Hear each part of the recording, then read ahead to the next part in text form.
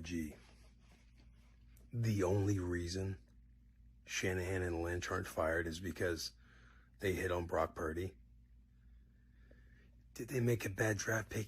Yes, they made a bad draft pick in Trey Lance. They gave up three first-round picks. That's a tough loss for anybody. However, the team that traded 3 first-round picks to give up that quarterback also went to the NFC Championship without that quarterback. They were, without Trey Lance, they were ranked offensively like 5th in points, 6th in yards, something like that. Number 1 overall defense. I'm talking about, yeah, they missed on Trey Lance. They didn't miss on Bosa. They didn't miss on Kittle. They didn't miss on Deebo Samuel, Brandon Ayuk. My fault, no disrespect to BA. Elijah Mitchell. Picked up Christian McCaffrey, Trent Williams, Greenlaw, Fred Warner. They ain't miss on them. What are we fucking talking about? Don't do this. Yeah, is there a conversation that Shanahan could mishandle some quarterback situations? Absolutely. Absolutely. But let's not fucking say this is the only reason they didn't get fired. They've been Super Bowl contenders 3 out of the last 4 years. I don't know what else to fucking tell you, but that's fucking, God, do us a favor. Hey, Will, can we stay out of the closet? You know, when we go on these walks, let's stay out of the closet. Let's go somewhere where we used to talk when we were with the Washington Redskins. The shower. All right. Kyle Shanahan, John Lynch, yeah, they have successfully built one of the most unbelievable skill groups on offense we have ever seen. Also, on defense, they've built one of the most dominating and suffocating defenses we have ever seen. But if Jimmy Johnson can get fired the year after he just won his 2nd Super Bowl with the Dallas Cowboys, so can Kyle Shanahan and John Lynch. If Don McCaffrey can get fired 2 years after winning the Super Bowl by the Baltimore Colts, and oh my goodness, he was 5 games removed from taking his team to the AFC Championship the year before, and still got fired.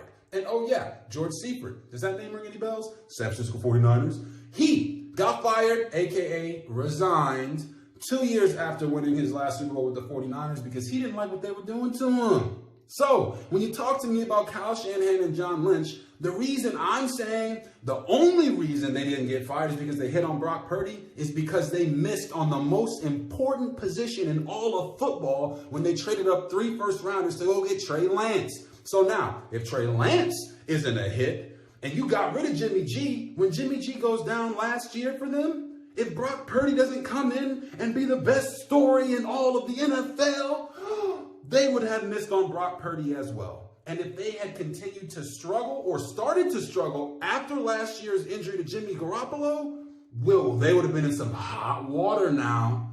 Coming into this year, they would be on a hot seat. So for you to say, oh, there's no way the only reason that they're not fired or close to getting fired is because Brock Purdy was a hit, you don't understand the game of football. If Jimmy Johnson can get the axe, literally after winning a Super Bowl, anybody can. Oh, all you're saying right there is that anything can happen in the NFL. Yeah, no shit. But those 3 examples have nothing to do with what's going on with the 49ers right now. Your initial statement was that the 49ers made the worst draft day decision of all time. Kyle Shanahan and John Lynch would be fired if they didn't get essentially lucky plucking Brock Purdy out of some magician's hat. And you're angling it and framing it like the front office is incompetent and they should be on the hot seat if it doesn't work out for them this year. And you're using 3 examples that had nothing to do with the roster building and the success on the field. It had all to do with ego. Going back to Jerry Jones with Jimmy Johnson, that's well documented that Jerry fucked that up. It was a disconnect between ownership and head coach. Jerry's even had talked about that. When you talk about Seifert with the 49ers, yeah, they had a lot of success, but again, there was a contract dispute between, the upper room and the head coach. And so he bailed. He resigned. It was an aging roster. They just had a lot of success. He bailed. He just like, I don't need this shit. Then you try to pull some shit out of the 1700s with the Baltimore Colts. And yeah, I had to go back and look into that one. But that one right there, ownership changed that year that McCaffrey got fired. Ownership changed that year after the success that they had. And they started off sucking. Ownership wanted him to bench his quarterback. He said, no, you guys. So they fired him. Again, ego. Nothing to do with roster building and winning football games. All to do with ego. This situation right here with the 49ers, there's no disconnect between ownership and front office right now. Yes, anything can happen as you're just trying to pull all these fucking examples, for sure. But again, putting the most position, they missed on Trey Lance, the most important position on the football field. But the most important thing in the NFL is fucking wins, roster building, and winning football games. And the 49ers are doing that right now. And it doesn't matter who's out there on the field. They're building such a well-rounded roster and hitting on everything else that it doesn't fucking matter. Yes, they fucked up with Trey Lance, but to act like there's like on some hot seat and then trying to angle it like, oh, they messed up so badly. They messed up so badly with Trey Lance. Like, they're lucky. They're lucky. They should be fired, but they're lucky because they got Brock Purdy. Like, that's bullshit. You do a great job speaking and believing your own bullshit, and everybody else that aren't football guys will fall for that shit. But not I. Not I. Hey, what's up, Will? Yeah, I'm in a ball pit just doing the dad life thing with the kiddos. Ah, man, what a wonderful life this is. But I just wanted to let you know, man, your 49ers take is wrong. Yes, coaches and GMs can get fired despite success like Jimmy Johnson did with the Cowboys because of egos. But you know what can make someone's ego go wild? You know what that is, Will Compton? If you miss on a pick, if you miss on a quarterback that you gave up 3 first-round draft picks for. So yes, if Brock Purdy did not come in and play the way that he did last year after Jimmy Garoppolo's injury, the San Francisco 49ers will be starting all over at quarterback. That is enough tension to make egos go flaring between John Lynch and Kyle Shanahan, or the guy that hired them.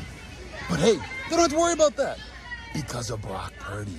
Look at Marty Schottenheimer, 14-2 with the Los Angeles Chargers. Fired. No matter what. Didn't matter. They didn't care. Yep, there's egos involved, but he got fired after a 14-2 season. What about Jim Harbaugh? Jim Harbaugh, 3 NFC Championship games, 1 Super Bowl appearance in a 4-year span.